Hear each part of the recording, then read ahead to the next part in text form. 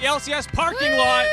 We got the dunk tank with Jatt. The way this is going to work, it's going to be a form of Jatt stats. Jatt will ask us a question. If the analyst can get it right, that will allow Core JJ and Pioshik to throw 3 balls. Every question we get right is 3 balls to try and dunk Jatt. Yeah. That's how it's going to work. You ready to go, Jatt? Yeah, based on the history of Jatt stats, I am very confident that I'm not getting any wetter than usual. Yeah. So anyway, first question, it's FlyQuest versus Golden Guardians. Everyone cares about First Blood. Junglers, you're not allowed to answer a jungler for this answer. But of the 2 teams last year, who had the highest First Blood percentage between FlyQuest and Golden Guardians? Which player? You cannot guess junglers. Okay, so it's not a jungler. Who had the highest First Blood between FlyQuest and GG players? Ooh, that's a tough one. Answer's got to be quick as well, otherwise it doesn't count. Gotta be quick. All right. All 3 you get to answer. Do assists count or kills? That's a freaking added question. You don't. You should know. Assists do count. If you're it's First Blood percentage. You know the stat. So I'm gonna say VicLa. Yeah, I feel like I'm gonna go Golden Guardians. Actually. Yeah, I think we have to do one answer. So who do you want to do? No, you can all guess. Prince VicLa, both wrong. Emily, go. We're both wrong. I'm gonna go. I'm trying to decide between Huhi or Gori. I'll go Huhi. All right, both wrong. Winsome. What? Okay. Winsome, highest win rate of all FlyQuest players as well. Yet he's not there for some reason. He said Huhi, but yeah, okay. I mentioned this to Raz earlier. Golden Guardians, they have started 0-2.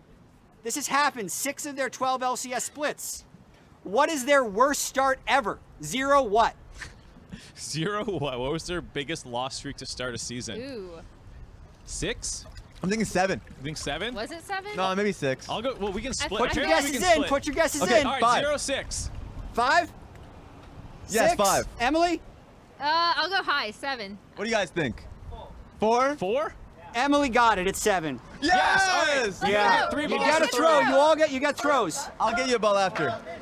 Hit that. Oh! All right, Pioshik, go. Your turn. Yes. Go. You can't hit it. Go again. You got 3 answer. Easy. Okay, next question. Yes, One more question. We have one more question we got to get right for them. Next question. Okay.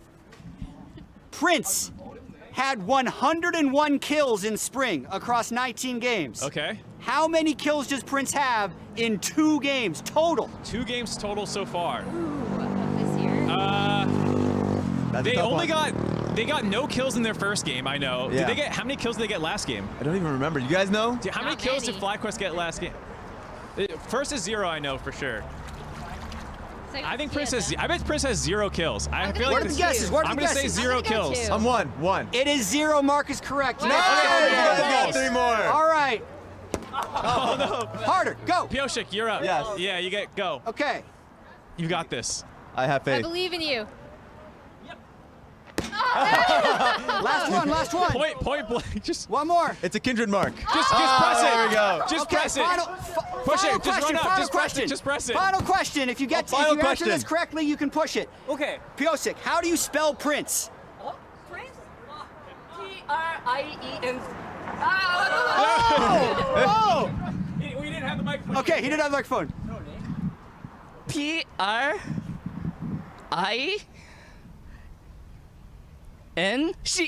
Boom! Yeah!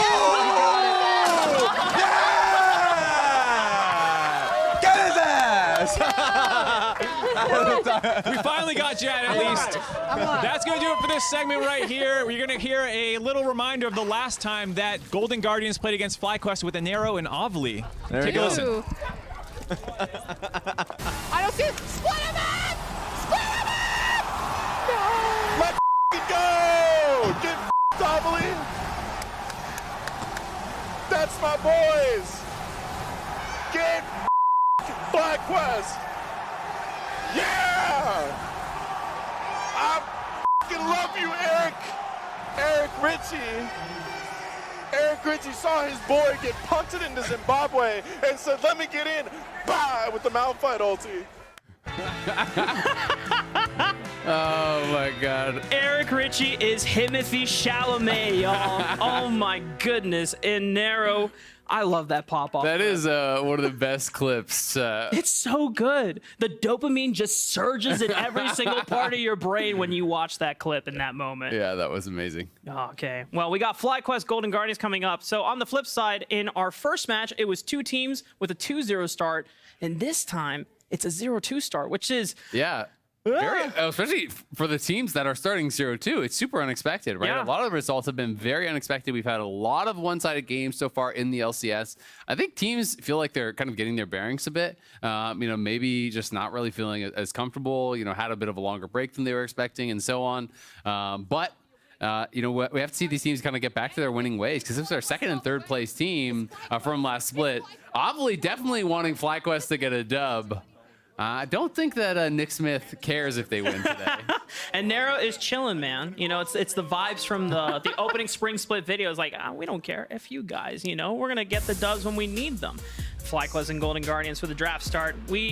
I don't think any changes are going to be coming from the champion picks that we see. We know that River's been cooking a little with the jungle Jax and the Nautilus jungle. Yeah. I'm not going to lie, Azael, that Jax jungle was not it for me. Yeah, I mean, it didn't really work out. I definitely saw the thought process. You're playing against double marksman. You have the counter strike. Sure. You can actually avoid a lot of damage, kind of be tanky in that way. But definitely did not work out the way that he wanted. Especially, I think it's just difficult. Jax needs so much gold to really kind of take over in a game, and it's difficult as a jungler to get that unless you're really snowballing early.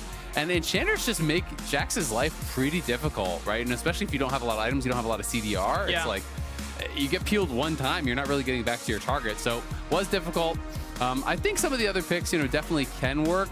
I thought the Nautilus was actually pretty good early. Was able to make more pressure happen. And I do think Nautilus jungle can definitely be solid. I'm more of a fan of that than the jungle Jax. Sure. Though we have seen these abroad as well. I think not this patch, but previous patch. We've seen it played in the LCK. So we'll see where they want to go. Both these teams definitely hungry for a win. You don't want to be starting out 0-3, even just for like morale reasons. It feels pretty bad to start off winless in what is going to be a condensed split, right? We only have 6 weeks. Every week is going to be a super week, a 3-game week. So, if you're starting off rough, it can get bad really, really quick. Yeah. Condensed practice schedules, less time to scrim overall, and that means it's on you to get those VOD reviews in and make the most out of it. One thing I'm just curious about, if you want to humor me a bit. A lot of the picks that River has picked has been something that Owner has done over in the LCK. I feel like there's a little bit of an Owner, modeling going on. And one of the most that he's pretty good. Yeah, well, yeah, Owner is one of the best junglers in the world. But the other thing, oh, damn it. Okay, well, I was ready to talk about Scion jungle because that is something that Owner's picked recently, but I don't think we're going to get that today. I feel like T1 just likes the style too, though. It's like when Carrier was playing all the random supports. It's like, just because it works for Carrier, maybe you shouldn't bring it out yourself. But it is going to be a Sejuani, some more standard stuff here. Gonna be okay. I thought he was gonna lock in this area, but it is gonna be Xayah Rakan here for FlyQuest. So moving back towards that, haven't actually played it so far this split. It's been back-to-back Aphelios games here for Prince. It is going to be the first time we're getting to see Vulcan, since he's joined FlyQuest, off of an enchanter onto something that can be a playmaker. I think he's a good enchanter player, absolutely, but I really do think he's kind of made a name for himself as that engaged support, as that guy who can be the go button. Vulcan has been so strong in the league for so long. And now the Azir coming through, so it's just like full scaling for Golden Guardians. First 3 picks, you already know what they want to do.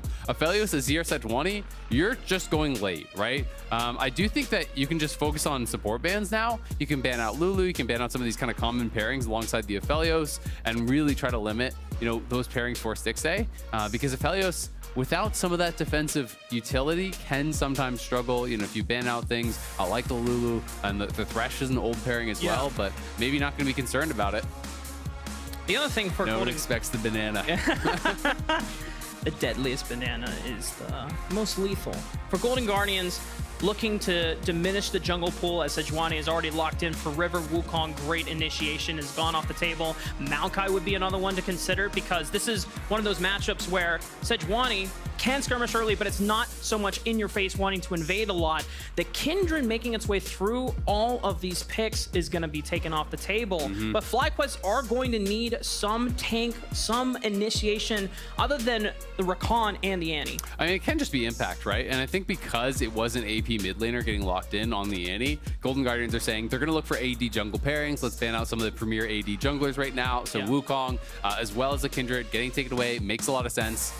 Poppy, the ban here, interesting. You know, there is obviously already the Rakan to be able to lock down, but if you're going to be thinking about playing some more dash champs, if you're going to be playing like a blind Jax or something like that, you know, you could definitely be concerned about it. Licorice is absolutely willing to bring out something like the Poppy, but it does maybe tip your hand a little bit. So it's definitely an interesting one. Golden Guardians more than likely will want to save counter pick for Licorice up in the top side. You called it out, the Lulu, great enchanter pick.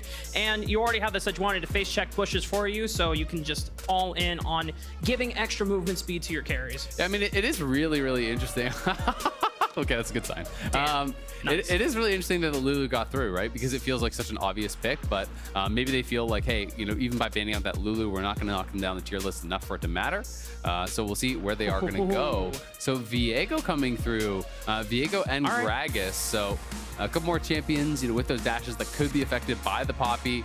It is going to be bringing in some more engage as you wanted. It is an AD jungle pairing, double AP soul laners, lots of physical damage as well from Prince on the Xayah. So pretty well-rounded composition here from FlyQuest. And Gragas is always nice because you can go AP or AD based on the matchup, just based on what is really going to fit. Aatrox would be interesting because Aatrox, I do know. Oh, okay. Licorice bringing out the Yone. Is this his first career Yone pick? I'm going to actually check on that. I want to say it is. This is actually really interesting. Let's see. I'm gonna double check. We're pulling up the GOL. No, he doesn't have anything. No games on it. So it's his first ever Yone game in pro play. I don't think there's any chance they're gonna swap. I know there are some like top Azir shenanigans that I've been seeing going on in solo queue, but I think it is gonna be Yone top. We saw Dokla play this quite a bit in Spring Split, so there are some players that do really like it. It's played around the world as well. This is gonna be an interesting one. It's not a matchup I'm super familiar with, but Yone can become very difficult to deal with, you know, especially as he gets more levels, you know, more points to that E, that soul unbound. The trades become really, really tough to actually deal with.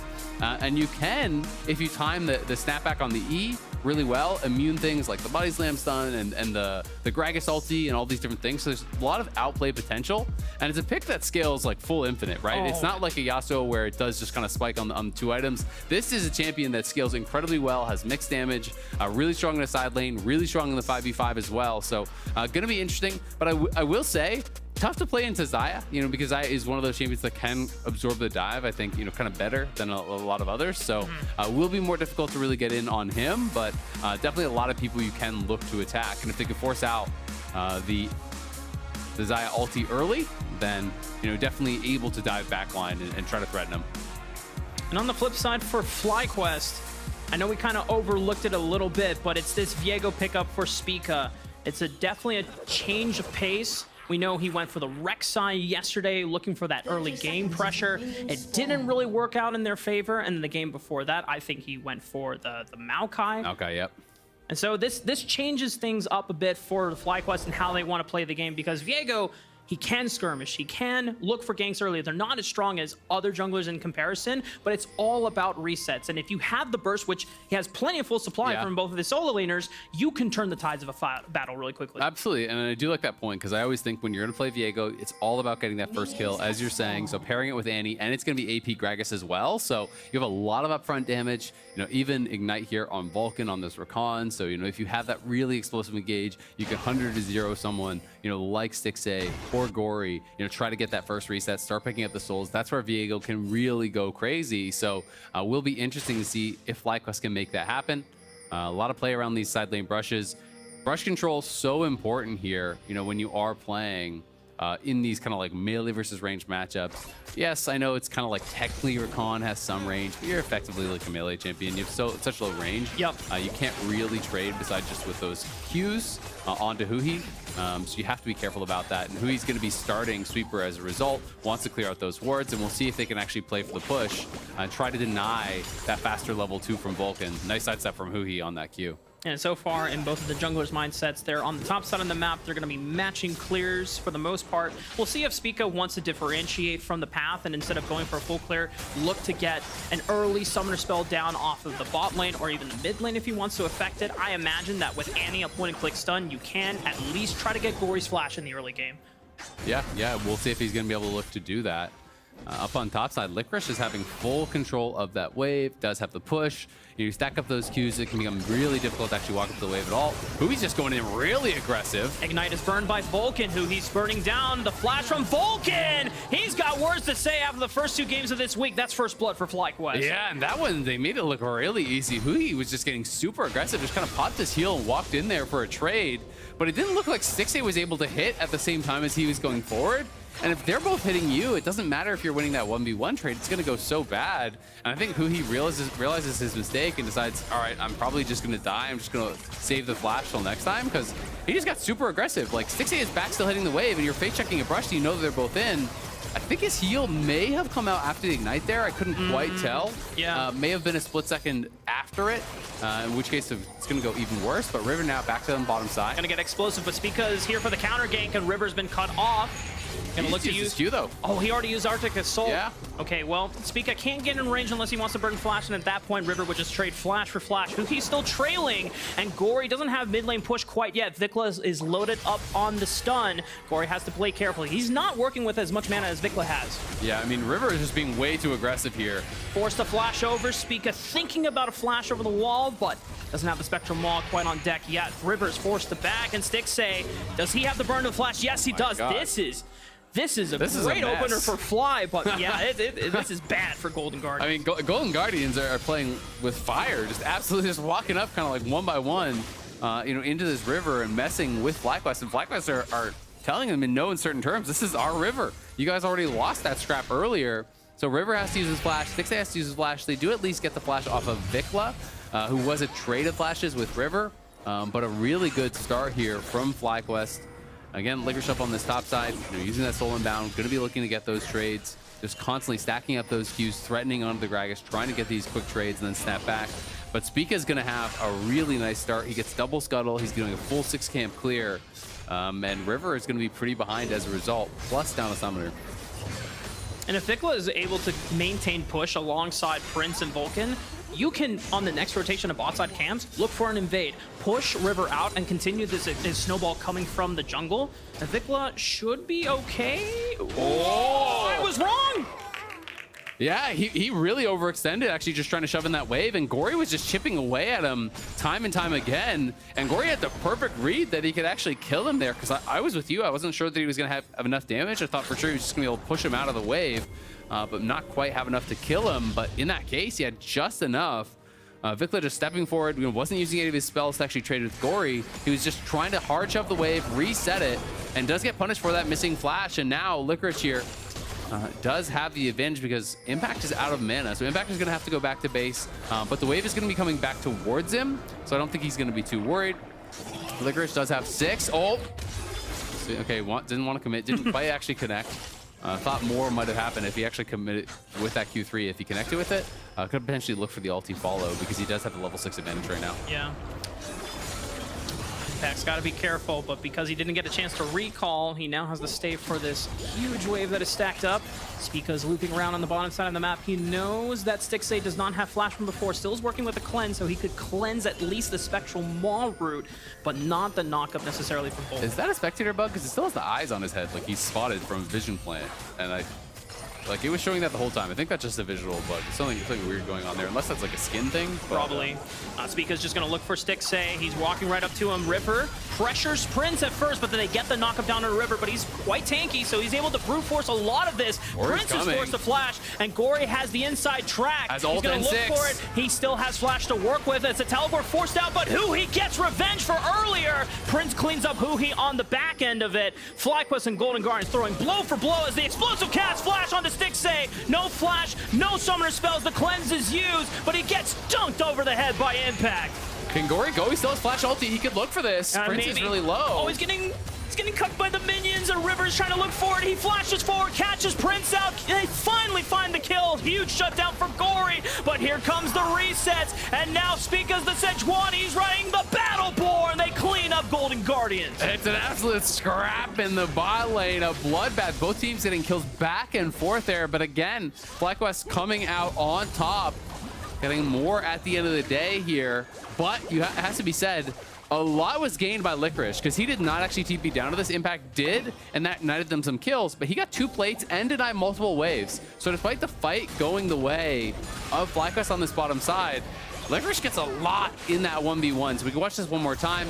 River just getting really aggressive. Again, just can't quite connect with that Q. Was slightly short going in onto Prince, but connects him with the W. They force out the flash. They push him back.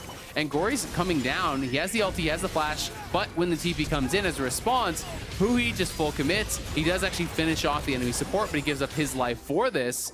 And then it's just a continuous scrap as the flash forward from Impact catches Stixxay, pushes him in.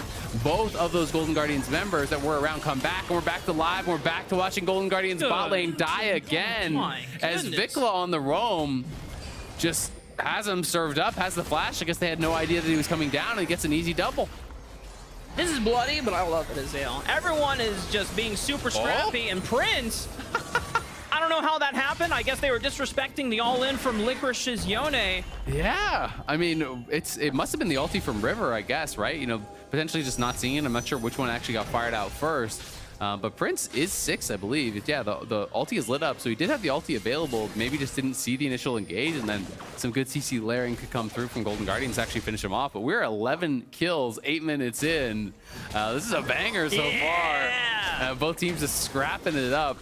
But Licorice in that 1v1 is going to be very far ahead, you know, with a 30 CS lead, with multiple plates to his name. The Yone could become really problematic, and Golden Guardians are just going to be starting up this Herald. But remember, it's missing ultis on both top and jungle here. So this could be a little bit awkward as Gori and Huhi are kind of cut off. The flash, the grand entrance for Vulcan, but the scoop from Gori forces Vulcan's hand as he battle dances his way back. Rift Herald was contested by Golden Guardians here. Prince tries to push them off, but he's forced to use the Featherstorm. We're back in the mid lane. They find Gori. And Spica is not going to step forward for the reset. He's way too much in danger. But the rest of FlyQuest are just, man, this is... It just doesn't stop. There are fights everywhere. Prince is trying to take a 1v2, trying to push him off the Herald. Meanwhile, there's a fight in mid lane again. They do get that kill on Gori at the end of the day, but it is Herald traded for it. And once more, no one is answering Licorice. She's like laning 1v0, it feels like. So Licorice is going to be able to push up. We'll see if he gets another plate. Yeah, there's going to be the 3rd plate. So he's going to be opening up a 600 gold lead. He's richest man in the game right now. You know, quietly is just creating this huge advantage, and that is problematic. It's not like you're leaving an Ornn alone. This is a Yone that is just getting free farm all these plates, plus they grabbed Herald. So they can actually just drop Herald top for him and get him guaranteed first turret. Yeah. And the Yone is going to get paid, so that could be an issue for FlyQuest. Despite the fact that they're up 4 kills, they're up 200 gold, right? Like it's looking not too bad. Pretty even, honestly, on both sides. And the amount of scaling that has been drafted from Golden Guardians, like they are just pure scaling, 5 ultra late game champions. There is power in the late game on the other side as well. Like FlyQuest aren't bad, and they do have good playmaking. But you know, you have to favor what Golden Guardians has. Nice flash ulti from River, locks down VicLa without a flash. Gori is still going to tank up the damage from the bear. Is he going to get smacked upside the head? Yes, he does. It's a trade 1-for-1. I mean, Scrappy is literally the game. Why have 1 kill when you could have 2? True. Neither team wants to go down without at least throwing a haymaker as they go down swinging. I mean, both mid laners are like 3 kills, 3 deaths, you know, just going back and forth here. This looks like ours. Licorice is looking. Oh, good. Vulcan, grand entrance, forces Licorice's hand, the flash, and now does he want to look back? But he's already used the ultimate here. Stixxay is forced a flash as well. They just don't stop fighting, This is non-stop. This game is so scrappy here, back and forth, non-stop action. Licorice moves down towards mid, but then the engage from Vulcan forces his flash. Then the flash is forced out of Prince. His heal has to be used. Stixxay gets caught out by more members coming in. He's got a flash. So summoners are just getting spent, it feels like, as soon as they come up. And now, in the meanwhile, Spica is actually doing the dragon. He's Triforce, so he is not just kind of defaulting to Divine Sunder, which we've seen most people do. Triforce is definitely what you see a lot of in solo queue. You know, is really a strong item now. There have been some Sunder nerfs, some Triforce buffs since Spring Split to now. So is definitely a strong option and is going to be going towards it. Herald going to get dropped top as expected for Licorice. Impact's moving up here to answer, but again, Impact's been spending so much time moving with the team and, you know, the teleport for the team down towards bot that, like, this is a monster CS advantage and first turret gold they're up 1.6k, down 4 kills at 12 minutes. Yeah. Make it make sense. And considering that FlyQuest think that they can be ahead by being up on kills, the fact that Golden Guardians are fine trading multiple blows throughout the first 14 minutes of the game, it means that Golden Guardians are keeping themselves within striking distance as they scale up for the late game. Absolutely, and VicLa here just looking for a nice trade, trying to push that out, but River comes over the wall, flash ulti is nailed. Gori helps to finish him off, but he's so low at the end of it that Tibbers is angry and gives him the beat down there. That's Cubby in the morning if you don't give me coffee. Nice. VicLa having a laugh about it, you know, getting the kill from the grave. He's done his mythic. Both mid laners have their mythics completed. You can see Everfrost is done as well for Impact. It is a Blade of the Ruin King rush here for Licorice. So going to be really powerful, you know, in the 1v1 and in the side lanes. I'll be interested to see where he wants to build from here. What exactly he's going to look for, if he wants to play more heavily through sides or go towards a lot of people, if they are going more for the 5v5, like to go more heavily towards crit builds and things like that for looking for 100-0 plays on the back line, you know, because you have less of an opportunity to get a lot of autos out in team fights, less of an opportunity to just sustain back up and so on. Could look for a soul unbound over the wall here and look for a nice little trade. We'll see if he wants to go for it. Or maybe an ulti if he's really feeling spicy. And the Impact going the full AP means that he is a squishier target for Licorice to annihilate. Blade of the Ruin King means that he will shred through all the targets, even if they have a little bit of HP built into them as well. Yeah. But I imagine that the next goal on the target for both of these teams is just getting ready for that next dragon. Because it's been bloody on both sides, we're only at the second dragon coming in at 16 minutes into the game. I mean, honestly, like in games like this, when dragons haven't been taken much early, sometimes dragons just get completely deprioritized, right? Yeah. Because soul is so far off that it can kind of be like, who cares? You know, if one team feels like they want to work towards it, they can. It's all for all trade there. They're going to get that out of Prince. That's always going to favor the Sejuani generally. Because, you know, you have that Yone as a secondary engage as well. If you show up to a 5v5, now Prince really has to worry about, you know, an ulti from Licorice, an ulti from Gori, and all these things, especially because he's missing his flash. So while that is down, they definitely have to be careful. It's going to be exciting to see, you know, when this next major fight breaks out, because we kind of have entered this like small period of calm, it feels like, over the last minute or two where we haven't had a kill.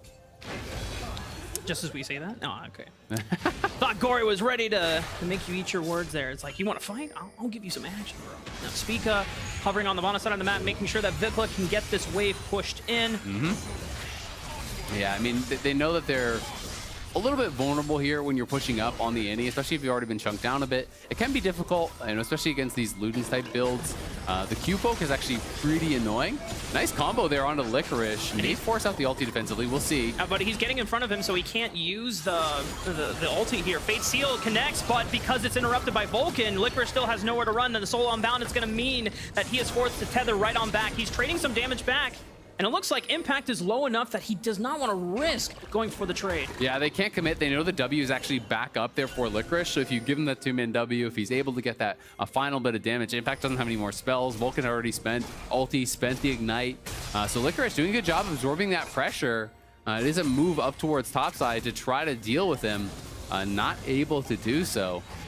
And he is building towards the Phage. It looks like it's going to be a Herald start potentially here for FlyQuest. So they're going to be starting this up. But again, does Prince have his ulti back? It looks like no. So Prince could be vulnerable. We see the TP flank coming in from Gori, and Gori could get behind them potentially. Glacial Prison is up for River here. Here he comes. Oh, Gori's looking for the scoop. Prince has flash available, and they're forcing the fight on the left side of the flank. Prince is completely out. He cannot aid with any damage. VicLa is looking for a way in, but Golden Guard is completely annihilated the front line of FlyQuest. Yeah, they do get that kill, but at the end of the day, not that bad. It's just Herald for the 1 kill, so if Golden Guardians can actually push and get more, it's not too bad at all. The ulti swing and a miss there from River. Tries to actually find it, not able to do so. They did get the TP and the flash and the ulti off Gori.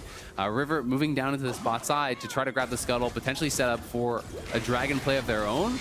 But it's Licorice in the top lane that is going to be that frustration. He's the thorn in the side here of FlyQuest. Using that E again to just kind of step forward. He walks back, he pops the E, then he goes forward to actually clear out that last little bit of minions, knowing that he could be in a dangerous spot. But now VicLa could be up a little bit too far. Licorice not going to go for it because he didn't have enough information on where everyone else is, and his team is taking Dragon, so not going to risk it. None of the people were showing on the map. Now we see that FlyQuest is towards mid lane. They're going to grab this tower, which will be their first turret of the game, not first tower, but they're going to grab one for themselves and close that gold lead a little bit. And just trying to fight for vision control. No way. Oh, Impact is in there. I mean, River still have the smite. and he should be able to Arctic Assault away. And then Golden Guardians managing to pick up their first dragon in the game as Licorice looking for the all-in. Spica's got nowhere to run. The flash over. Licorice, the soul unbound damage. It's not enough. Spica makes it out alive. Yeah, not quite enough. That's the difference, really, of that Ruby Crystal probably in pocket, keeping him alive.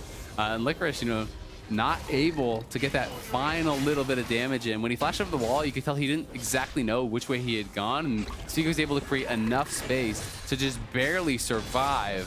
It's got to be a bit of a frustrating one for Licorice, as he committed a lot. Flash and ulti, at the very least, got the flash there off of Spica, and clearly showing that he is the strongest in the 1v1 for now. Now, if you're watching this game... Oh my god, he went Hullbreaker. I was not expecting that. What? Licorice is going full split push. He is committed to the Sigma male grind set, Azael, on the side lane. This is hunting alone. lane. I'm hunting alone. No one joined me in my pursuit. I mean, this is definitely really interesting. You know, I have not personally seen a Yone go for this build. You know, maybe I've missed some pro games where it actually did come in. I'm trying to even look at solo queue stats to see if that item is really coming through at all. But it is pretty interesting. Yeah, there's like almost no games with that, even in solo queue. Impact might be forced to use the explosive cast, maybe a flash as well. Nope, there's too much damage coming out. The explosive cast is a little too late as they layer the CC down, and Impact's got nowhere to run. Golden Guardians on the flip side means that Gori has to cede control of the top side jungle as FlyQuest will look for a push. And I will say, you know, it is frustrating dealing with these Hullbreaker side laners, you know, because you're going to be so tanky, right? So even if you send someone up there, he has a high chance of actually being able to escape in a 1v2 because of all the additional armor. You know, he's doing bonus damage to towers. It also, especially for AP champions like someone like Gragas, you don't have the best wave clear, and now the cannons become so tanky. Like, not even the turret can really deal with the cannon effectively. Gragas cannot kill those. So that is one of the biggest frustrations, is the Observer is actually going to show you, or was showing us briefly, you know, it gives you this ability to make the cannon so tanky. And it's going to become really, really difficult for Impact to keep Licorice off the tower. So if he pushes up, then he can just back off, use the Soul Inbound, you know, use that E to go forward and actually just chop away at the turret time and time again. So you're going to have to send multiple members down to answer him, or try to get a ton down on the other side of the map, which FlyQuest have been kind of struggling to do. They're going to find River in the top side. River, as he's forced to flash away. Vulcan going with the grand entrance, and they've got the charm onto Gori. He's using the Emperor's Divide, but it's still not enough time to get him outside. And now Huhi is all alone, but the Blast Cone empowered. Going to make sure that he gets a ride out safely, but now FlyQuest have complete control of this river and the jungle entrance. Well, this is huge. They're going to force Baron. They need to get Licorice out of that side lane. They know they do, so they had to go to the other side of the map. They're trying to force here. Licorice is just going to stay bot and just look to try to go for a nib, and we'll see if River can actually go for some sort of a steal. Would be a one-way trip, as he does not have flash. Oh, I think FlyQuest are getting antsy about it. They're holding it. They're way too scared because Impact is set on the bottom side of the map. This is getting awkward. 2,000 HP. They're going to get Vision soon. Huhi is there to grant Vision over the wall. River can easily make this steal if he wants to, but it is FlyQuest that secured the Baron. But the cost of it is Licorice taking the inhibitor, and they lose Vulcan on the back end of it. Can they chase them down? They just have to stop the bases, right? You know, they're just trying to delay as much as they can. That was actually pretty well handled. Vulcan does go over the wall eventually to guarantee it. You know, he goes over, he CCs up River, then they burst it down while River is CC'd. So a clean secure, but at the end of the day, it does get them a kill on the exit. And Licorice is just unstoppable in the side lane right now. I can't remember the last time I really watched any LCS games where it's like full commitment to split push. You're winning purely through sides. And it's kind of beautiful to see because it has been so long where the meta has been purely about, you know, 5v5, about the bot laners. We were just talking about this earlier today. So it's kind of fun to see someone trying to break that meta and move in a very different route. And actually, it looks like he's probably going, is he going Iceborne? I guess he's going to go to Iceborne. So he's going to go tank Mythic. And he's going to be, at that point, it's like, I guess he's basically saying, I have enough damage, I just need to be tanky. Yeah. And with the bonus armor from Hullbreaker when you're isolated, plus the Mythic, like, he's going to take even very little damage from towers themselves. Yeah. So you can just start to completely ignore everything that Impact can do. With Everfrost CDR boots and Azonias, Licorice will literally never die to this guy unless like he's just tanking the tower for like 20 seconds. Yeah, and for Golden Guardians, we know that this was a major team fighting composition but it's not like you're out of initiation tools or out of disengage tools. You have Ember's Divide to push FlyQuest off of you. You have Glacial Prison to catch out anyone on the side of Look at FlyQuest. Licorice. Yeah, Licorice can consistently keep Impact on the side lane because he's the only person that can maybe keep him at bay. Well, and look at the cannon. This is what I'm talking about. You know, Impact had to actually drop the Everfrost active and everything just to try to clear out that wave, but it took him so long to kill off that cannon. The cannon's become so tanky, and that is that difficulty. FlyQuest in the area, but they're going to be here too late. Spica not in range to try to steal this. We'll see if there's going to be a fight after, but it doesn't look like it. Because they were worried about, I think, Licorice moving down. Licorice had TP advantage. Impact does not have it. So there was the concern on the FlyQuest side. If we go for a hard engage and Licorice shows up, it's going to be probably a lost fight. But, you know, taking these two dragons back to back is huge for Golden Guardians, because FlyQuest's only real recourse to this sort of playstyle is to force your opponents to group. And you do that through objectives. You do that through threatening things like Soul. But by taking these two dragons, you've pushed back any potential Soul threat like 15 minutes. So you're saying, look, you got 15 minutes before we even have to care about dragons. So if there's not a good opportunity to take it, they just give it up and they just buy more time for Licorice in the side lane. Even the Baron objective has not really gotten much for FlyQuest in the nothing. beginning. You would think that with Baron empowered minions, you can overload at least one lane and force FlyQuest or force Golden Guardians to answer you with multiple members. And that has not occurred at all. I mean, they've gone in maybe one tower off of this entire Baron play. And that was really just because there was no vision. You know, no one for Licorice had actually been up there to clear out wards or drop wards for him. So he's playing really smart. Like, he hasn't died yet. He's been flip pushing really effectively, has not died at all on the side lane. So just backed it up, knew that they were going to overload the top side, look for that tier 1. But now that people answer down bot, you can see VicLa's down towards bot, answering the supers that are getting pushed in. So the 4-man squad from Golden Guardians will push hard on mid lane, try to actually threaten there, while Licorice gets top lane moving in the right direction. They can even now move in with Huhi and River, try to get some wards, allow him to be able to threaten that tier 2 tower. That's what I want to see them to really do next. Yeah. Because you want to enable Licorice to be hitting the turrets. If Licorice is not safe to hit the turrets, this build starts becoming pretty worthless. Glacial Prison thrown onto Vulcan, dashes away to Prince.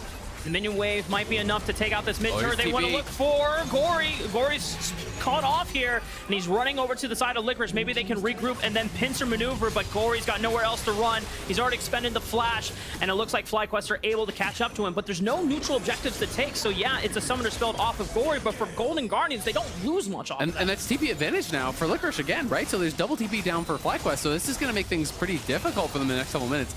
I've got to say, I don't understand why Gori didn't just use his ultimate to block the path while he's running away.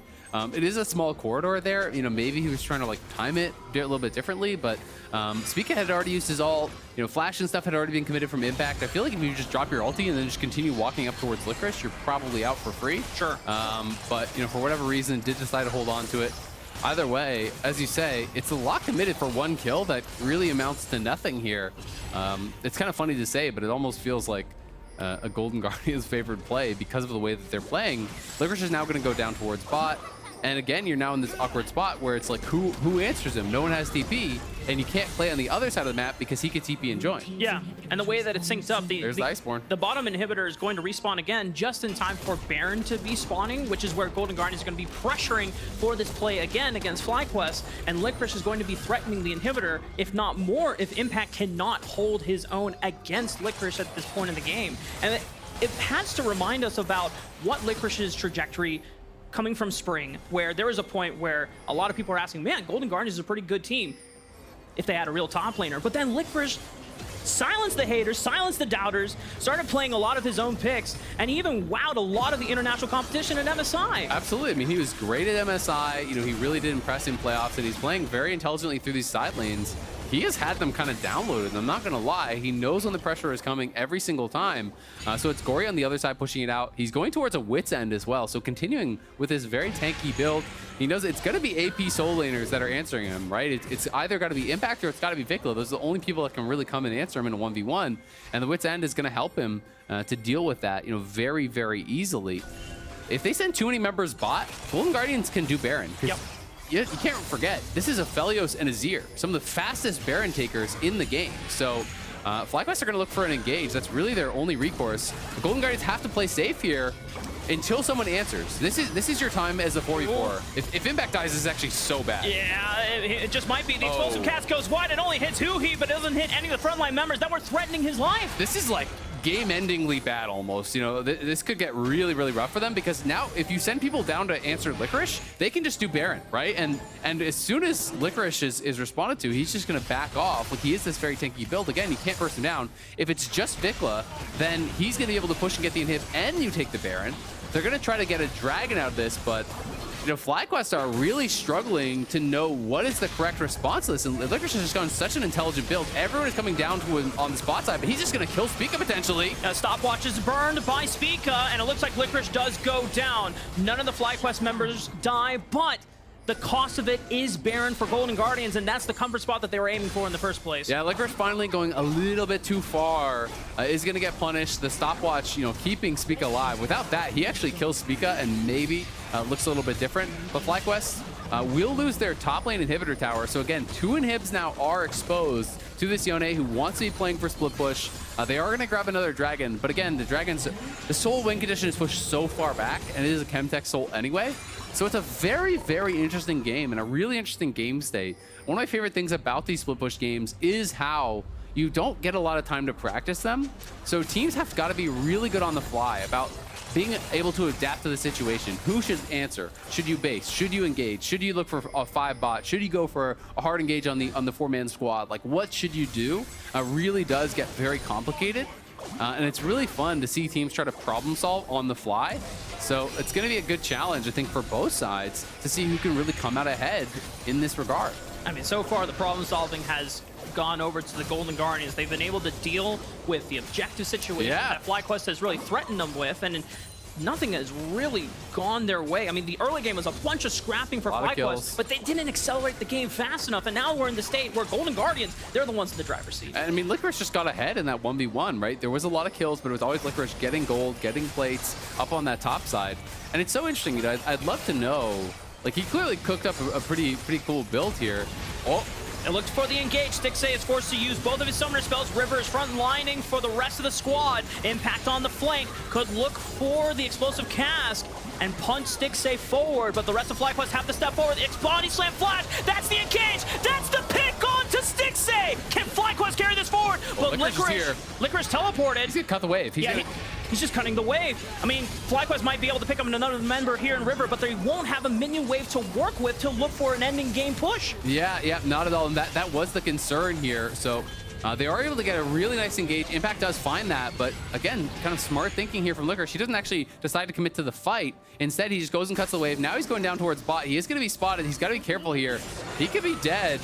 He does use that ulti very quickly, so that I think is going to get him to safety. You can see Gori is moving down to support just in case they are full chasing, and they are not.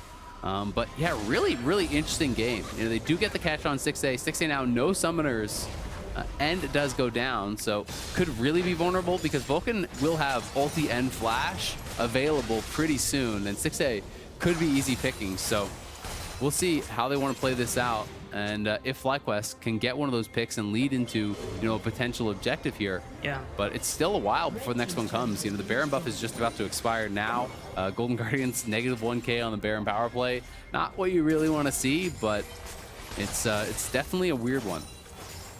It was almost the moment for FlyQuest to turn this, you know, sinking ship around. You know, Golden Guardians seem to almost have their number for the game-ending push.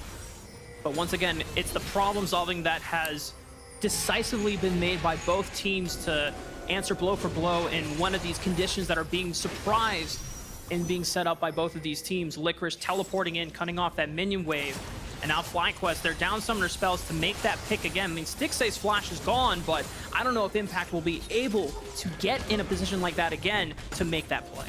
Yeah, it's gonna be really interesting to see if he can actually find that angle, you know, and when he does look for that angle, if it's going to be Licorice in a position to punish that, right? Because if you actually go for that sort of a play, it can get punished very heavily if Licorice is already far up. So just checking in on some top Yone stats throughout the season. So there's gonna be engage. Pick on the River using the Glacial Prison.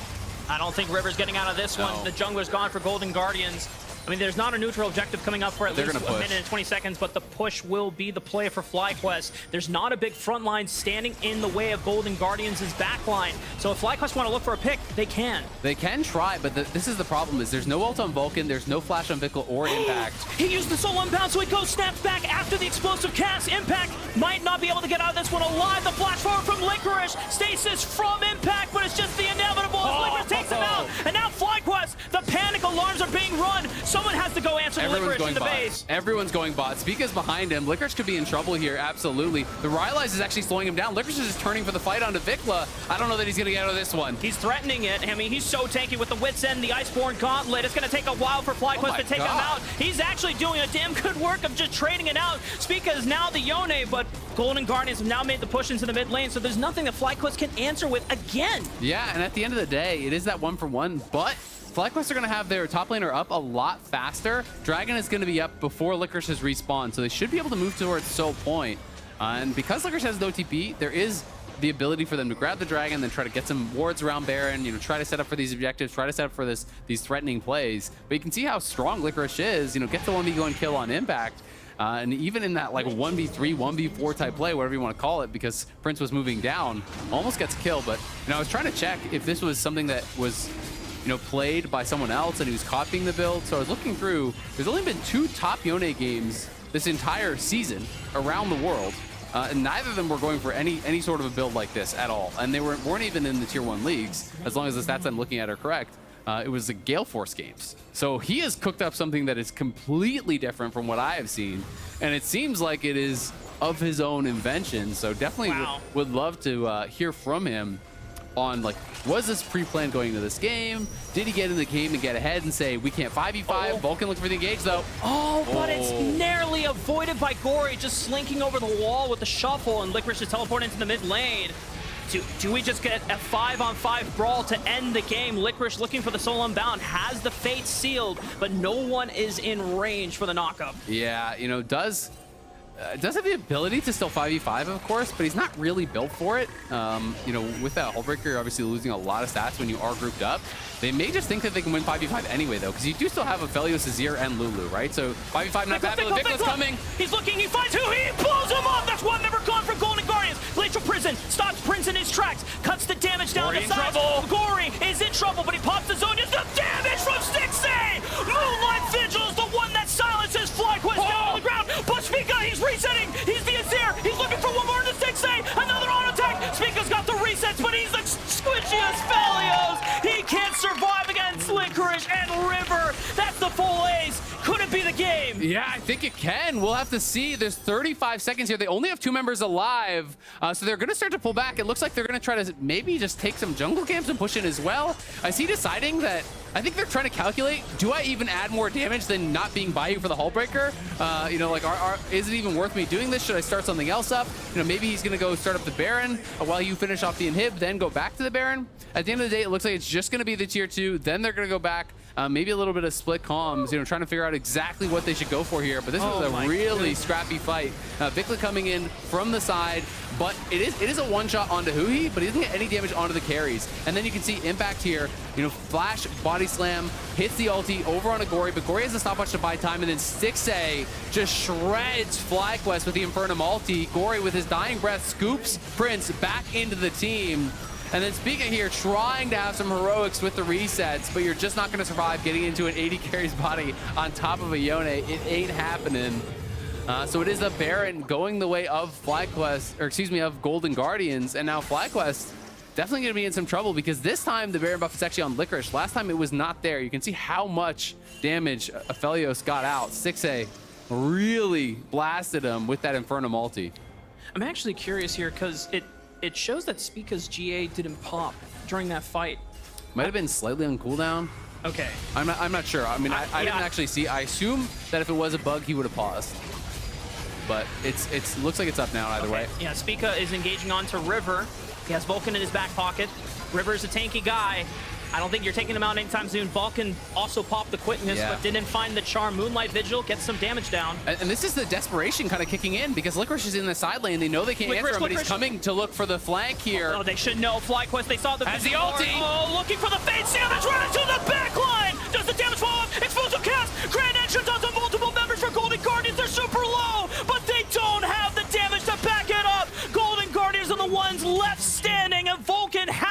retreat, but he can't defend the base. Surely this is the Golden Guardians' victory. Yeah, they've got it. Licorice coming in from the side, finds the engage onto FlyQuest. What a fun game here. Golden Guardians gonna take a win here to end their first week. And that man on the screen right now, Licorice. What a build, what a play. That was actually so fun to watch. It's so cool to see people come up with these unique ways to approach the game. You know, playing the Yone in a way that I have personally not seen it played.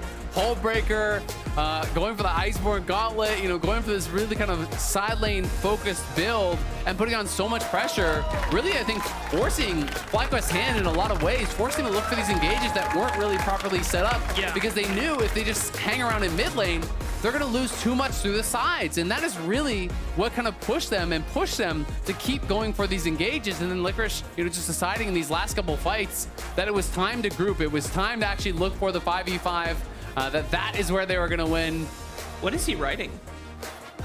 Property of Golden Guardians. Oh, no. I don't actually know what he's writing. They must have had a bet before the game. This is dangerous. You guys are zooming way in on that. We don't know what he's going to draw. At Golden Guardians Forever, maybe. The Infinity side. We zoom in too close, and then you start realizing, oh, this is not stream appropriate. Start zooming out. I just realized. It's Oddly and it's an arrow. You never know. Yeah. Well, you know what? If you want to see what an arrow's writing on Lee's arm, come check out the co-stream. I'm pretty sure that's where it's at. But man, Eric Ritchie, he is him. He is that guy, man. We said at the beginning, but coming out with such a creative build. I mean, the ingenuity that this guy is willing to bring to almost every stage game he has played since the turn of the playoffs in spring. It's really cool. I'm speechless. It's Licorice Unleashed, right? And you know, we got to have Licorice and Stixxay on the dive in Spring Split, and it was really fun to kind of listen to them talk about you know, how much, you know, confidence does affect the players and how much the environment really affects the players. And you can see that Licorice, you know, really ever since playoffs, has just had so much confidence, and it feels like the environment is really working for him, and the team has faith in him. He has faith in himself as a result, and they have kind of just let him go wild on whatever he seems to think is a good pick. They're like, yep, we believe in you, bud. We know you're going to make it work. And it has been really paying dividends for them. You know, MSI, individually, he was incredible. You know, taking down 369, getting solo kill on him. He was solo killing a lot of different people. He was looking really good in the 1v1 matchups, even against people like Bin. Was really showing up and playing very well. So it's so cool to see top Yone brought out. Absolutely really cool build. I hope we're interviewing Licorice. If they are, they better ask him, was this pre-planned? How did he cook it up? I want to know about the build. You hear that, Jatt? You got to make sure you're asking those questions here. I mean, this is the Licorice glow up. We're joining Jatt and Licorice at the Tiki Bar for a Verizon post-game interview. Check it out. Thanks, guys. I'm here with Licorice, and I think the first question has already been posed to ask about the Yone pick and what led to it. I mean, we were actually having kind of a discussion during the pick ban phase about what we wanted to do about Gragas. And I actually wanted to ban the Gragas. So this was like totally unplanned. We ended up banning something else. And then it was just like, my team was like, whatever you wanted to Gragas. So I would practice Yone a while ago. And I thought it was a good matchup. So I just wanted to pick it. And then also the fact that you not only played Yone, but then you did Hullbreaker second, you did no crit, you kind of split push. I can't remember the last time a team won through like pretty excessive split pushing and very infrequent grouping. So how did you navigate that, and how did you decide to play that way? I mean, honestly, it's just River said that Hullbreaker was strong. So I was like, okay, I can build Hullbreaker on Yone. He was like, yeah, Hullbreaker Yone is really good. He said this to me like 2 days ago during scrims. And I was like, did you try it in scrims? No. Okay. So, I mean, I've played Yone before and like the item's good. So, yeah, I don't know. I mean, ideally, it's like if I'm ahead and my team's ahead, then they just have no play because Gragas can't clear the Hullbreaker minions. And that's like one of his biggest weaknesses, I think. And we were behind, but like it's still so hard for Gragas to deal with it that it just like kept us in the game, I think. Yeah, that's great to hear. But I also got to say, before the interview, you were saying like, oh, yesterday I was feeling so down because it was another 0-2 start to the split. But talk to me a little bit about what happened in the first two games and how good it feels to get the first win. Yeah, I mean, just adjusting to being back has been kind of strange. I I think like my first game I played pretty well, even though we lost, and like my game yesterday versus EG, I just felt really out of it, which seems to happen sometimes. Like I mean, it's like obviously something that I'm working on to avoid, but like it just like I had an off day yesterday, so it feels really good to come in today and just like be able to bounce back from that. All right, well, this is for you. Thank you for joining. It's not a troll drink, but for now we're going to send it back to the LCS pool to close out the game. Hello and welcome to the LCS pool. Oh, God. It's freaking me out. He actually did a cannonball. How's your butt? Is it okay? It's wet. It's wet. I want to hear about your wet butt, dude. All right, the LCS is finally back, and so is Grubhub as the official delivery partner of the LCS. To kick off the summer split, Grubhub is giving you $10 off delivery orders of $15 or more. Use code SUMMERSPLIT now through June 4th. Get all your favorites from Grubhub today. Terms apply.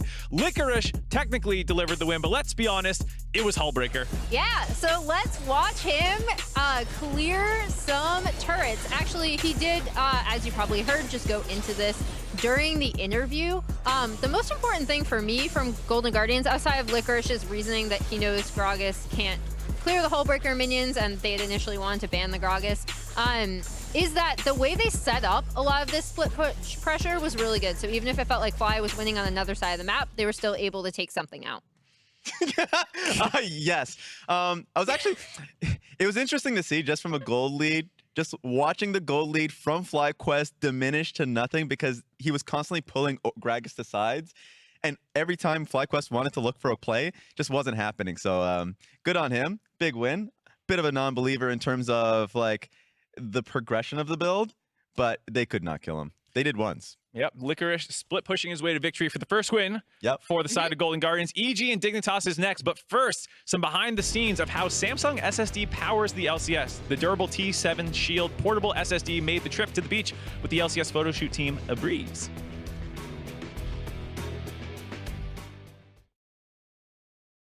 Hey, I'm Melissa from the Riot Esports photo team.